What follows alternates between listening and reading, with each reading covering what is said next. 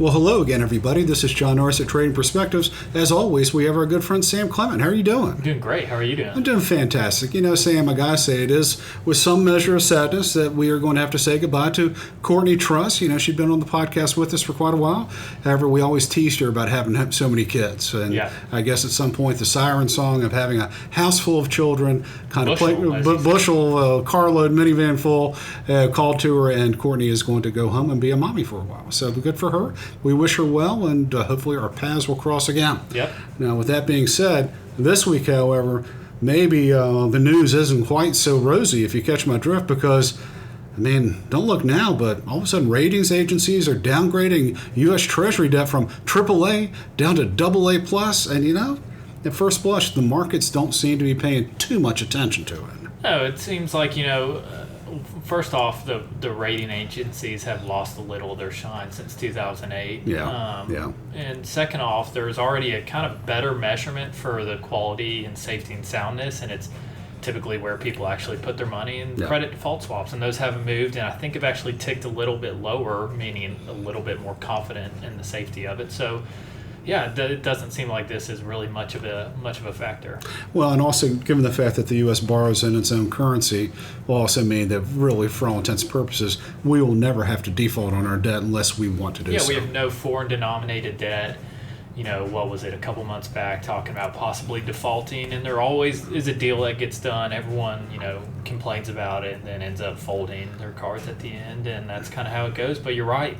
If all your debt's in your own, you know, made up currency that you print, you should never have to default. Should never have to. You just print more money and pay it back. Yeah, it's not like, you know, if we had money borrowed in pesos or euros or pounds or something, we can't go print those. No. We're pretty much screwed if we can't pay that back. Yeah.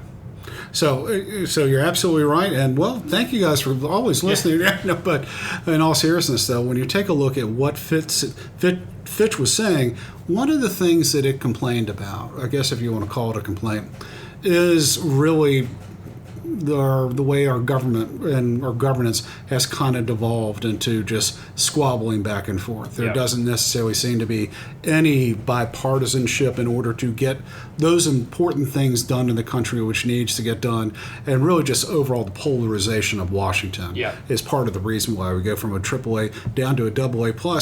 And what did both of the political parties do and sort of in response to this? They blame the other party for the reason for the downgrade. You have to. It's like, what's his name? The old Chicago mayor said, don't let any good crisis go to waste. Rahm Emanuel. Yeah. And so that's one of those deals I thought was kind of funny. Here Fitch is saying, hey, listen, folks, if folks can't work together in Washington and we're going to downgrade you, and then all of a sudden both parties are saying it's the other guy's fault. But, you know, it's kind of tempting to laugh at this to a degree, and kind of tempting to just kind of sweep it underneath the door. I mean, I can sit there and say, we could go down to a triple C rated credit. We're not going to default because we can print enough money to pay back, or all that stuff. However, it does kind of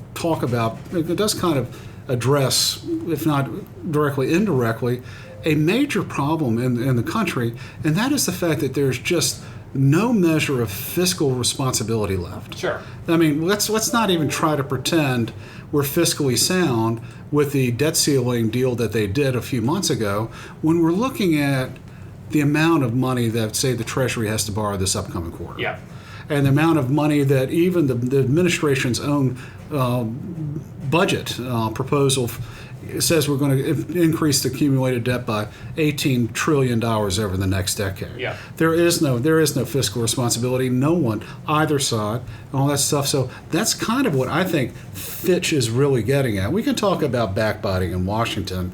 However, if we're continuing to spend money and kind of whistling past the graveyard in some regards, won't all this money at some point, something will have to give. Either it's going to crowd out investment and other more productive measures, or no one's going to buy it and interest rates are going to go sky high. You're absolutely right. It's going to be a problem. We've talked before about it crowding out investments. We've talked about, you know, we're just clearly trending in the wrong direction. Nothing's getting better. We either have to inflate it away, which we're already, you know, trying to fight inflation right now, or we just have to have clearly above long-run potential growth rates to try and, you know, I guess have tax receipts to be more than we're borrowing. But as much of a problem as this is, to me, it just begs the question when they came out with this. My first question was, who cares? Yeah. Who cares about Fitch? I mean, to me. Well, Jamie Dimon would apparently agree with you. Yeah. He, for all intents and purposes, said the same thing. But all these rating agencies, I mean, 2008 just should have ruined them. What happened? But somehow these are all just, everyone's just agree. The only reason they have, the power they do is because we've all agreed to give them the power that they do. I mean, people talk about, okay, what's my bond portfolio's rating, and we're going off what everyone. When you ask that, you're asking what the S&P, Moody's, or Fitch rating is for the bond portfolio, and just blindly trusting that.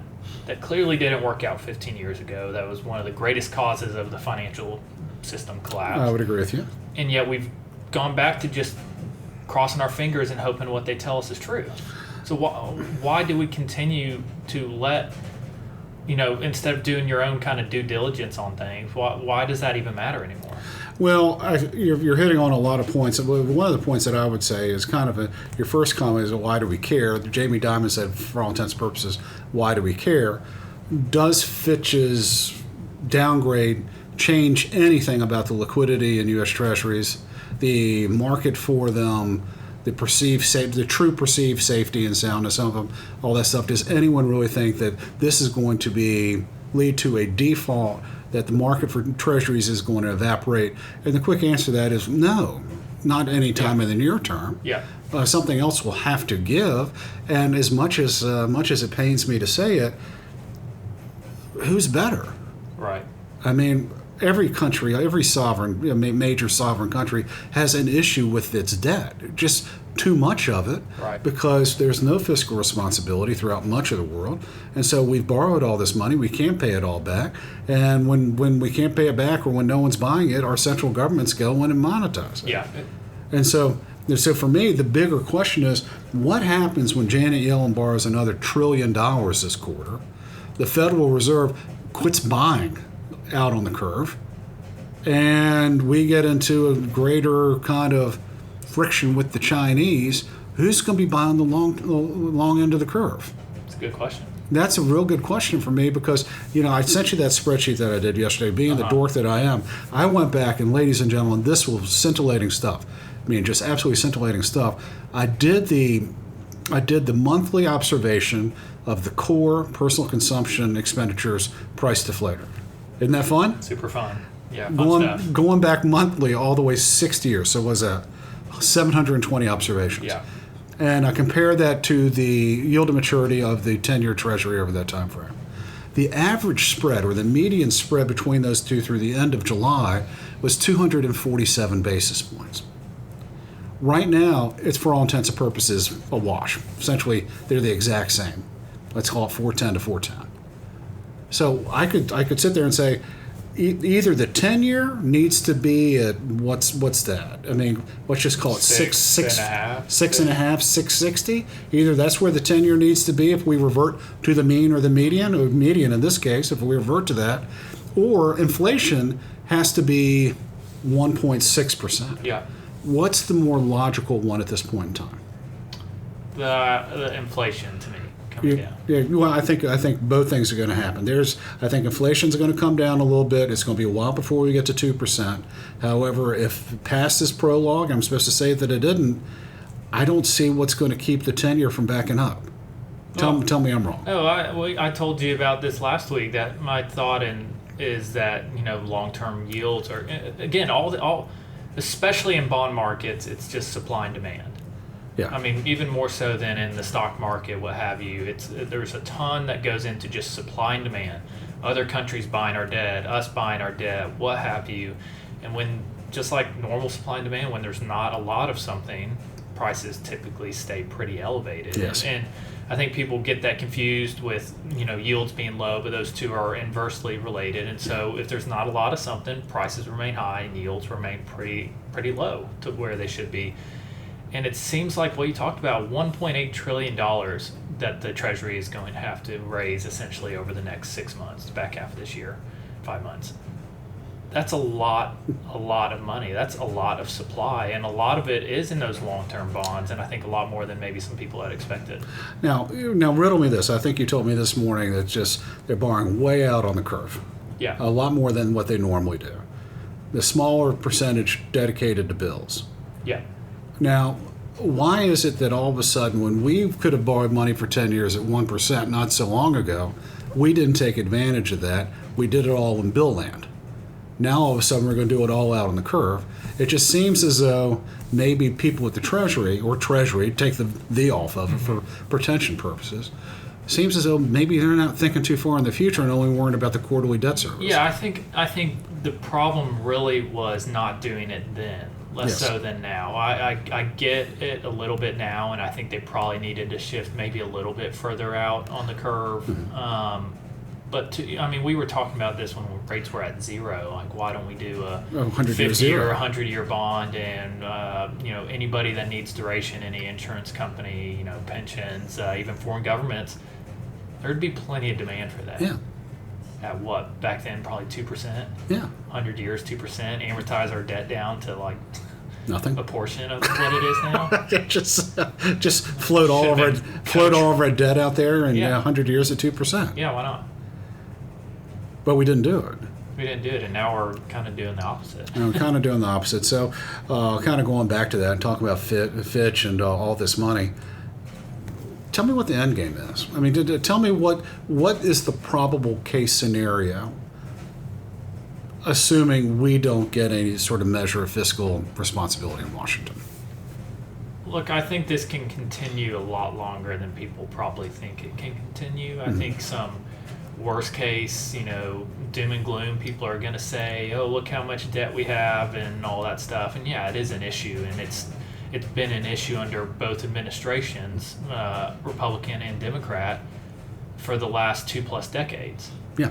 And even in the 90s, the last time we had a balanced budget was probably more due to the, kind of life cycle that our economy was in at that point. The peak earnings. It's not kind of. It's exactly why we had more people participating in the workforce than ever before. So we were running massive surpluses in Social Security, which the remainder of the government just purchased a whole bunch of IOUs from. The Treasury just took it and gave it a bunch of IOUs.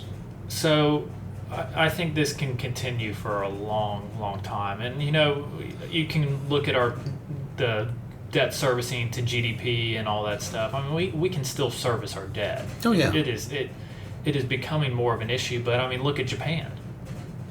Yeah, they have a much worse problem than we have. They have a much worse problem than we have. And they're still rocking along. I would say not in a great spot, but they're rocking along.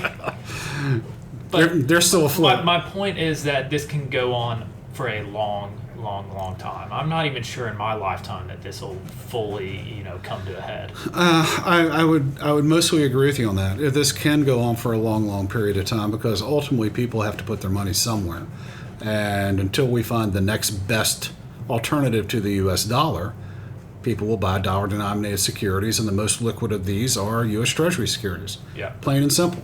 So by default, until we find an alternative, a better alternative to the U.S. dollar, whether to the U.S. Treasury markets, doesn't matter for AA plus or single A plus or what have you, where else are you going to go? And we've gone through this exercise before when we talked about currencies and the dollar losing its reserve status, and those two things are really hand in hand. Yeah. We asked the question, who's it going to be? And there's no good answer. There's no good answer. There has to be an answer. As far as the G7 group of countries, the most likely bet for the first to fall is the EU. Yeah. Outside maybe some individual members within it in terms of currency markets. But within the EU, you take a look at demographic headwinds, take a look at economic headwinds, and the very real possibility that they'll start to have some members just kind of opt out because if you can't control your own monetary policy, you can't control your fiscal policy. Yeah. And so I'm surprised that certain countries like your Maltas, Cyprus, Portugal, Spain, Italy, and Greece, how they're still staying in there. At some point, they will have had enough of Berlin's mandates and will probably go their own way. I don't know if that's not going to happen this year. but it could happen in 5 years, 10 years, but it's not going to be in the same construction it currently is. No. And no one really likes the opaque nature of the Chinese financial system, and it's got some issues as well. Got more issues than we do. And so that takes you down to what's next, the yen? Well, they're in a worse spot than we are. They have demographic issues, economic issues. They've got a higher debt to GDP, all that stuff. So you kind of take a look at it, and there's not a real good alternatives for it. Those people would say get back to the gold system or do some basket of securities or drawing rights and all that stuff. That gets way too confusing for the average bank, for the average importer, the average exporter, and really, frankly, the average depositor just looking to put their money somewhere. So the U.S. dollar is going to be remain supreme, and as long as it is, U.S. Treasury securities are going to be the securities of choice for liquidity around the world. And until that changes, Fitch can kind of do what it wants to do in a lot of ways. And that's what at least the market sort of is screaming today. They also have been through this exercise before of being downgraded. Yeah. This isn't the very first time someone's downgraded the U.S. market. Everyone was fine. There was more of a freak out then than that was 2011. That was during the summer of 2011 when I had the absolute worst vacation I've ever had. Because that happened, I think, on a Monday. We were in Hilton Head, and it just was, not a lot of fun. The markets just tanked. And that was at the beginning of a period of, for all intents and purposes, 10 years of economic growth. 10 years of economic growth. I will tell you, though, when Janet Yellen has to go out and borrow $1.8 trillion between now and the end of the year, throw it all out there on the curve. What's frustrating for me is, okay, I say interest rates should probably remain higher for longer. Yeah. And we get back to some sense of normalcy on the yield curve, which I don't think is a bad thing. I think it's actually a good thing. Is what's frustrating for me is the overall inefficiency of it all. When you're borrowing that much money, leverage it can be a good thing, as you well know. Mm-hmm. If I borrow $1 from you and then can turn it into $2 for myself, I should do that all day long, and twice on Sundays, of course. However, when we're borrowing all this money, and we will turn that $1.8 trillion magically into about 1.4, that's not an efficient use of leverage. And it's really just eating money or flushing it down the toilet. And that's what frustrates me as an American, because ultimately my taxes will go to pay this back. And I don't think anyone really wants to think, hey, I'm paying all this money in taxes just for Washington to misallocate it. Right. And just for the politicians that can't agree on anything to spend money hither and yon. So that begs the question, how much longer do you think Americans are going to allow this sort of thing to happen, or do we even have the appetite to see Washington truly get some fiscal responsibility? No, we don't have the appetite for it, because we've had multiple administrations preach fiscal responsibility and then go out and put us into and do the exact opposite. Trillions more because of what it takes to have fiscal responsibility. You probably don't get reelected with fiscal responsibility if you actually try and enact fiscal responsibility. Well, wait a second. I thought the IMF and I thought the U.S. Preaches fiscal responsibility to countries around the world. That's not the only thing we're hypocrites about. So that's kind of hitting the nail on the head. We can bemoan Fitch today. We can talk about it being downgraded. S&P did that, back in 2011, all that stuff. We can talk about economic wreck and ruin, everything. We're talking about public debt to GDP. When push comes to shove, do we really, truly want Washington to be miserly with money? And I kind of agree with you. I don't think we really do. It's like, I think his name's Thomas Massey, the congressman from Kentucky, tried to name a fiscal responsibility bill, or tried to rename one of the bills passing to spend trillions of dollars to kick the can down the road bill. Seems like that's what everyone would want to do. And why is that, do you think? It's better for them. They'll be dead by the time it's an issue. I will too. So let our great-great-grandchildren worry about that? And by that point, they'll be fighting wars with sticks and stones, according to Einstein. Well, I guess you might be right. I guess it is kind of a little depressing, and now that Courtney's no longer here, we get to go back to be as cynical as we possibly want to be. I guess you'll have to take the reins on calling me the most cynical of my generation. But the truth is, kind of summing it all up, and it seems like we aren't trading perspectives here. The Fitch downgrade really doesn't mean anything terribly much. No. I mean, it doesn't terribly much. All the amount of money that the Treasury is going to borrow between now and the end of the year, it's just going to keep on continuing to do it. Washington really doesn't have a revenue problem. It's got a spending problem.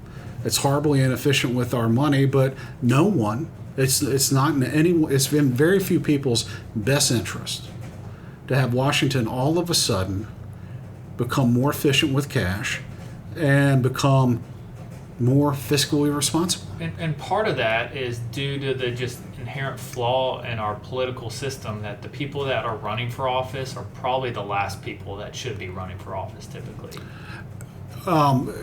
Yes, but don't say that too loudly when the regulators come, all that stuff. But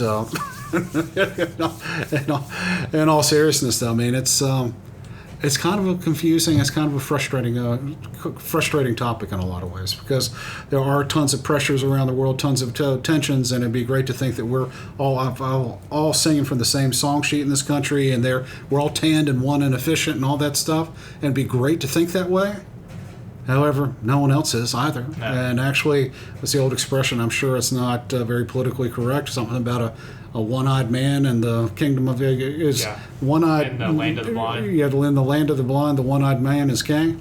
Guys, we're wearing an eye patch, I think, in a lot of ways, and so With our crown on. with our crown on, and that's until someone can top them off. And kind of close this with, when you sum it all up, in the immortal words of Ric Flair, to be the man, you've got to beat the man, and the U.S. is the man. I like it. Woo! I like it. You like that? Well, I don't know how many other people like that, but I mean, I can't argue with Flair. With that, guys, we always love to hear from you. Also, if you have any comments or questions, please, by all means, let us know. As always, you can drop us a line at tradingperspectives@oakworth.com, or you can leave us a review on the podcast outlet of your choice.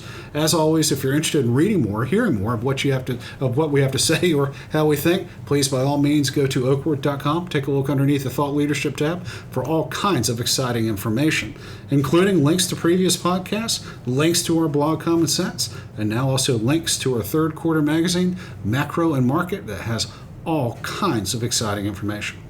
Sam, is there anything else you can talk about with a very frustrating topic? That's all I got. That's all I've got today, too. Y'all take care.